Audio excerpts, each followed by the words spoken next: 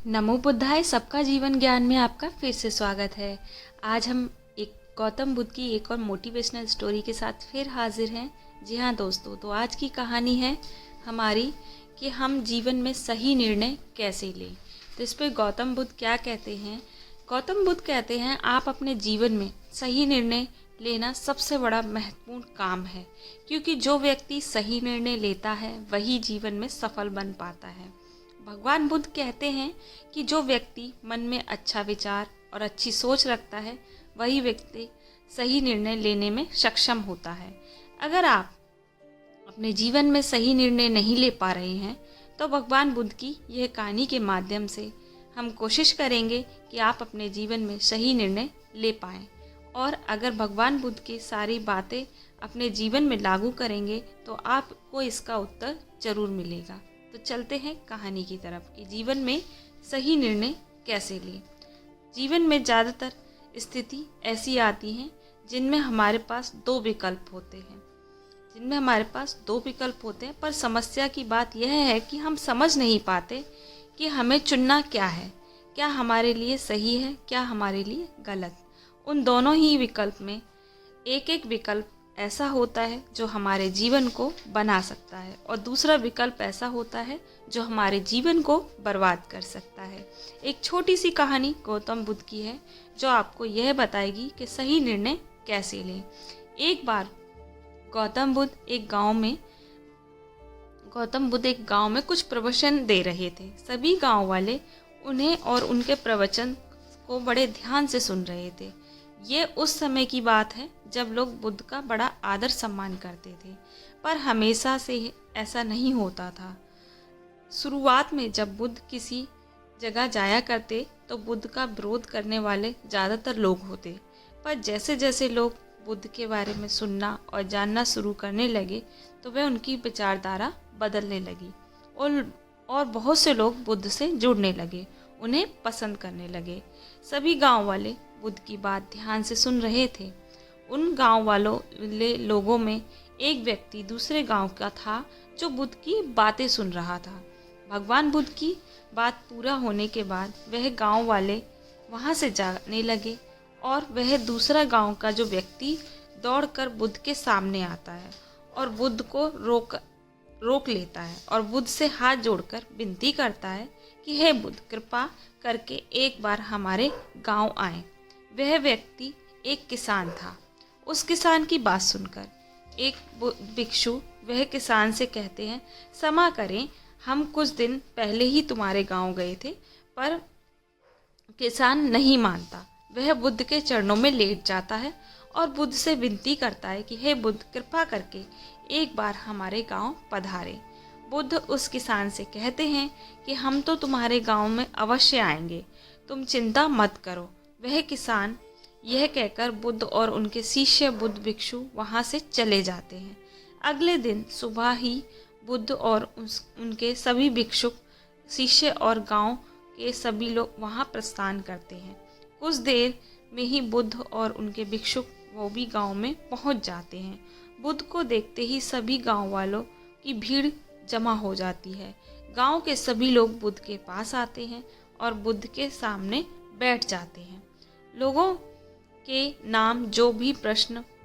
के पास जो भी प्रश्न होता है वह सभी गांव वाले बुद्ध से अपना प्रश्न करते हैं और बुद्ध उनके सभी प्रश्न का उत्तर देते हैं।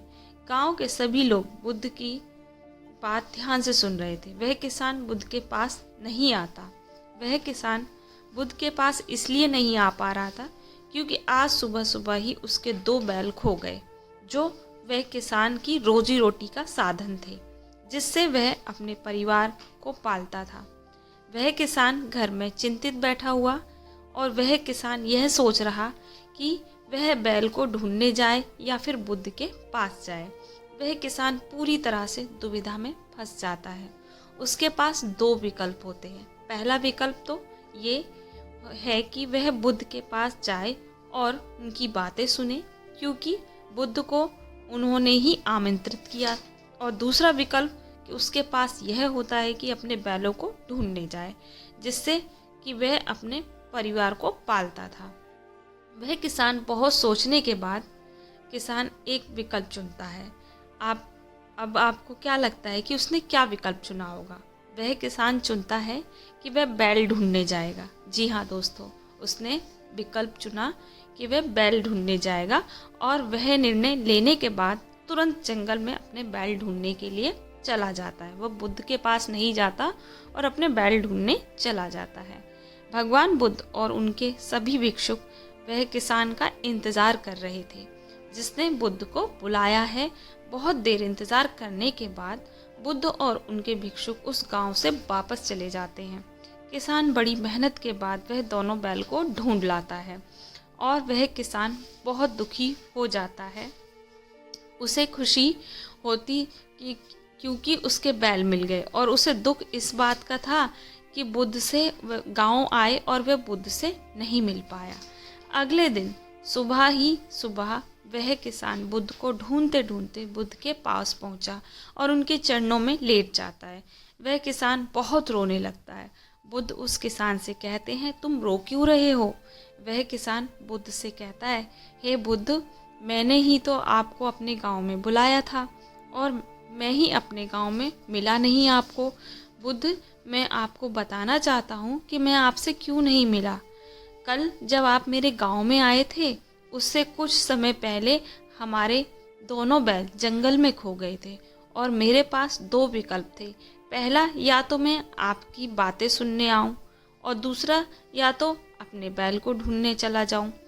बैल ना मेरी रोजी रोटी है, इससे मेरे बच्चों का, मेरे परिवार का गुजारा होता है और बैल मुझे वापस नहीं मिल पाते और हमारे पूरे परिवार भूखा मर जाता। और दूसरा विकल्प चुना तो मैं अपने बैल को ढूंढने चला गया। वह किसान भगवान बुद्ध को कहता है, मुझे क्षमा करें बुद्ध, मैंने आपका अपमान किया। बुद्ध किसान की बात सुनकर मुस्कुराते हैं और उसे अपने गले से लगा लेते हैं और उस व्यक्ति से कहते हैं, अगर उस समय मुझसे आप मिलने आते तो तुमने यह सही किया, तुमने सही विकल्प चुना, तो मैं तुम्हें वही कहता हूँ जो तुमने किया। क्योंकि अगर तुम बैलों को ढूंढने की बजाय मेरी बातें सुनने आते तो तुम मेरा एक भी शब्द सुन नहीं पाते, क्योंकि तुम्हारा जो ध्यान होता वो बैलों के सोचने के बारे में होता। तुम बैलों की ही बातें सोचते रहते। पर अब तुम्हारे बैल मिल गए और हैं, अब तुम मुझे आराम से सुन सकते हो। बुद्ध कहते हैं, मैं बहुत खुश हूँ इस बात को जानकर कि तुमने कर्म को चुना। जी हाँ दोस्तों, तो आपने सही समझा और सही सुना। इस कहानी के माध्यम से बहुत कुछ आपको समझ आया होगा कि बुद्ध ने कितनी बड़ी बात कही किसान से कि तुमने कर्म को चुना। बुद्ध की बात सुनकर उस किसान के मन में सारे बोझ उतर गए और वह आराम से बुद्ध की बातें सुनता रहा। तो महत्वपूर्ण काम को अति आवश्यक बनाने से पहले करें, अपना जीवन बदल जाएगा। तो ये थी दोस्तों, आपको कैसी लगी ये गौतम बुद्ध की कहानी? अगर आपको अच्छी लगी हो तो मेरे इस चैनल पर गौतम बुद्ध की और भी मोटिवेशनल स्टोरी है और आपको इस छोटी सी स्टोरी से बहुत कुछ मोटिवेट करने को मिला होगा। और इसी तरह की और कहानी सुनते रहिए। अपने फ्रेंड्स फैमिली को कहानी लाइक, शेयर एंड सब्सक्राइब करिए। धन्यवाद दोस्तों। बुद्धं शरणं गच्छामि, धम्मं शरणं गच्छामि।